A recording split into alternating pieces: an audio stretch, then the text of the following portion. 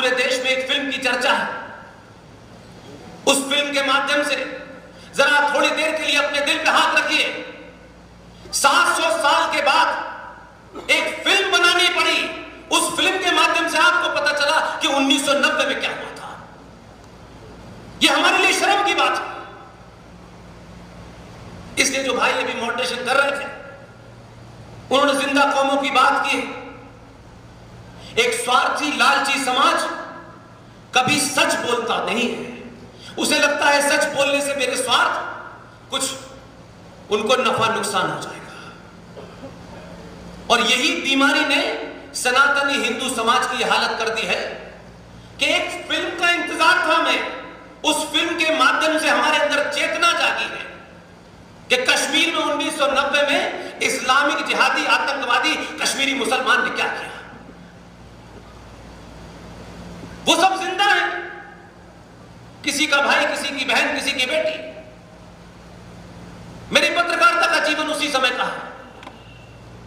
आज जो फिल्म के माध्यम से देख रहे हैं, इस पूरी फिल्म के अंदर उस जो घटनाएं हुई हैं उसका 1% है, क्योंकि फिल्म के अंदर बहुत सारी चीजें नहीं ली जा सकती। यह बड़ा काम किया है विवेक अग्निहोत्री ने। अगर यह समाज फिल्मों के माध्यम से ही जागृत होना चाहता है तो फिर फिल्में कश्मीर फाइल तक नहीं रुकनी चाहिए, फिर गोधरा फाइल भी बननी चाहिए। नरसिम्हा राव ने एक कानून बनाया, इसलिए संसद में लोग चुप बैठे रहे। मेरा आज भी मानना यह है, समाज को सच बताने के लिए भीड़ की जरूरत नहीं होती है।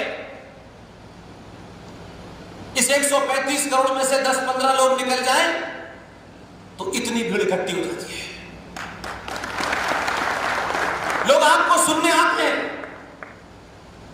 इसलिए मैंने शुरू में कहा कि सबको पता है कि जिसे आपने बुलाया है इतने कम समय में, न मैं आपको एक कप चाय पिला सकता हूं, न मैं कोई टेलीफोन कर सकता हूं, मेरी हैसियत ही नहीं है। फिर कौन सी ऐसी बात है कि इतने कम नोटिस पे इतने वृद्ध लोग यहां मौजूद हैं। इसलिए कि आप झूठ सुनते सुनते थक गए हैं। आप इस बीमारी का इलाज जानना चाहते हैं। राजस्थान के लोग थोड़ा भटक गए बीच में। गुजरात के लोगों ने उस बीमारी को पहले बीमारी समझा कि यह बीमारी है, और फिर उस बीमारी का इलाज कैसे करें उसके लिए डॉक्टर चुन लिया।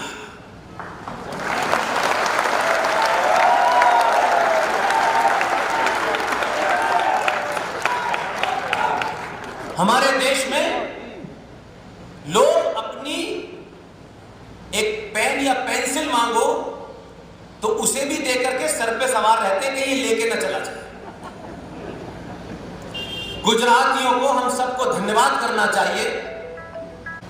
ये हिंदुस्तान में 700 साल की कटलाएं लूं तो पहला बदलाव मुझे सनातनी हिंदू समाज में नजर आता है। आपको इस बात की चिंता नहीं होनी चाहिए कि आपसे कौन रूठ जाएगा।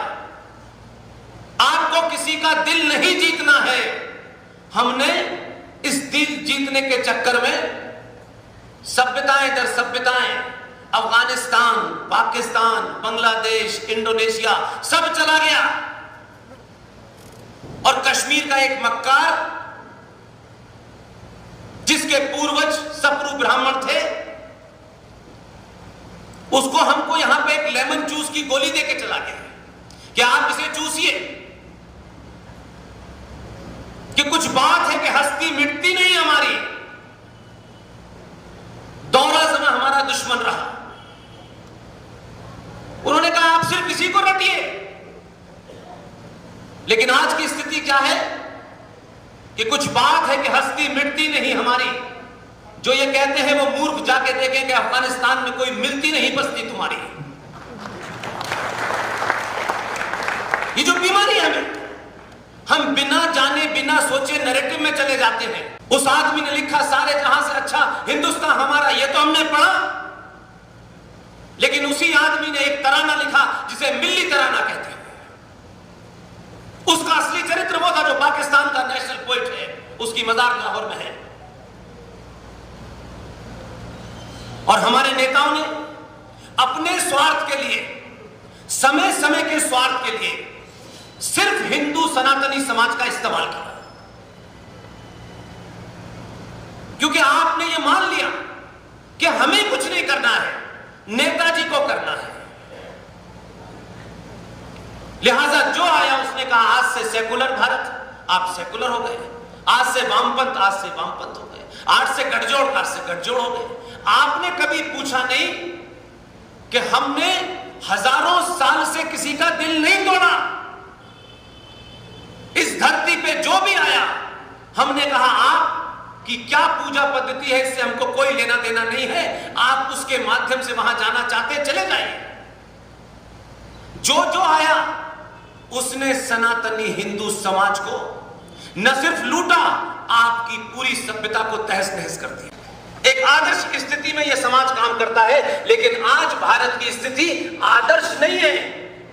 इसलिए मैंने कहा आदर्श नहीं है कि तमाम संविधान है, पुलिस है, सब कुछ है, तब भी कर्नाटक हाई कोर्ट के 3 जजों को वाई सिक्योरिटी दी गई है। इस 1991 में नरसिम्हा राव ने एक कानून बनाया। ये समाज के ठेकेदार नहीं बताते, अगर ये बता देते तो ये चर्चा शहर शहर में होती। वो नहीं बताना चाहते आपको। मैं नहीं जानता किसी का क्या, और कोई एक नहीं, हजारों संगठन है। जिस शहर में, जिस देश में हर गली में कोई ना कोई किस्सा होता है। कभी राजस्थान में किशन को मार दिया जाता है, कभी झारखंड में रूपेश पांडे को मार दिया जाता है। हम सुनते हैं, हमारे लिए खबर बनती है, हम आगे बढ़ जाते हैं, क्योंकि हमें अपने के मरने का दुख नहीं होता। कोई नहीं बोलना चाहता।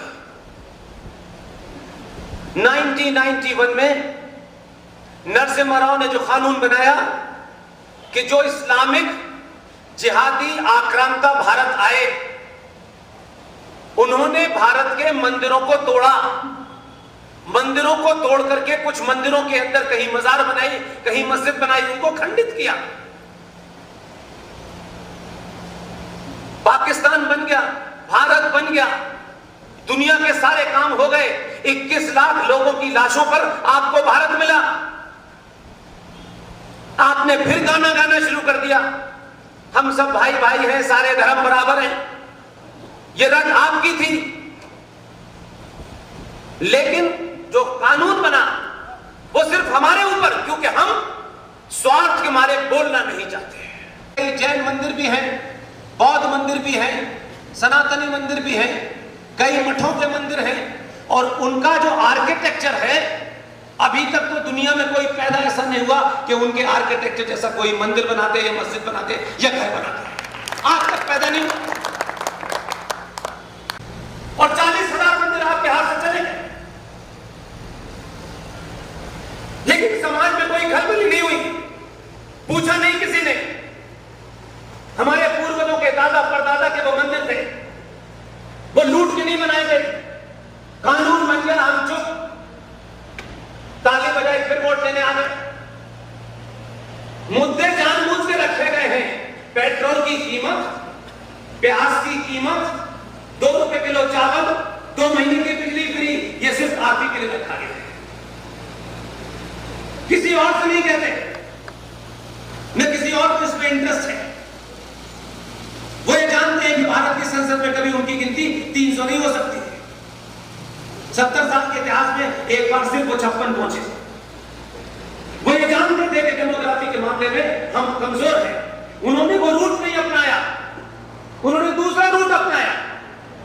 और आपके बीच में जो नेता दलाल थे, जो बिके हुए थे, अलग अलग कारणों से बिके हुए थे, हमारे अपने भी उसमें बहुत सारे थे जिन्हें हम सब अपना भी मानते हैं, मुंह बंद करने की कीमत थी।